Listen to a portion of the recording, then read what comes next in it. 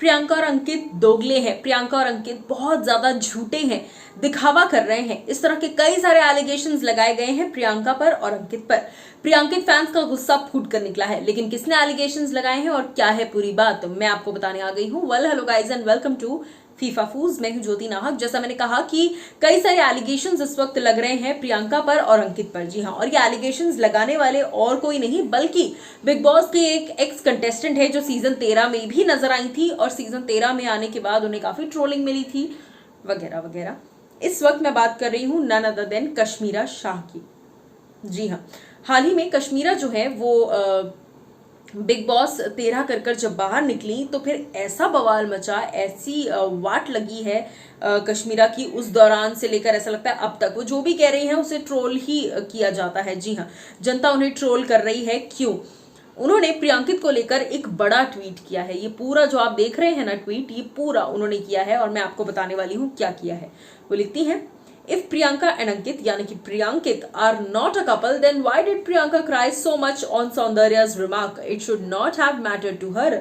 I hate it when real couples don't admit that they are real. If you are so ashamed of being together, then why are you together?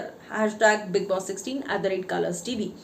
अगर आपको साथ में होने से अपने partner को accept करने में इतनी शर्म आती है तो आप रिलेशनशिप में हैं ही क्यों?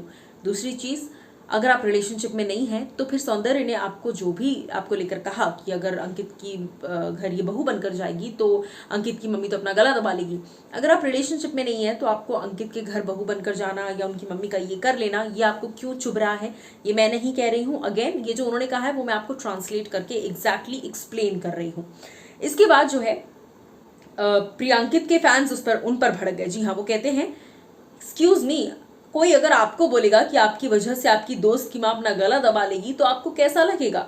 आगे कई लोग लिखते हैं कि कश्मीरा के पास ना कोई सेंस है ना कॉमन सेंस, इसीलिए वो ऐसी बातें कर रही हैं। आगे लोग लिखते हैं कि काश आपके पास दिमाग होता तो आप इस बात को समझती कि प्रियंका को बुरा इस बात का लगा कि उनके बारे में कोई इस तरह की बात कैसे कर सकता है, चाहे अंकित की मम्मी की बात हो या किसी के भी घर की बात हो।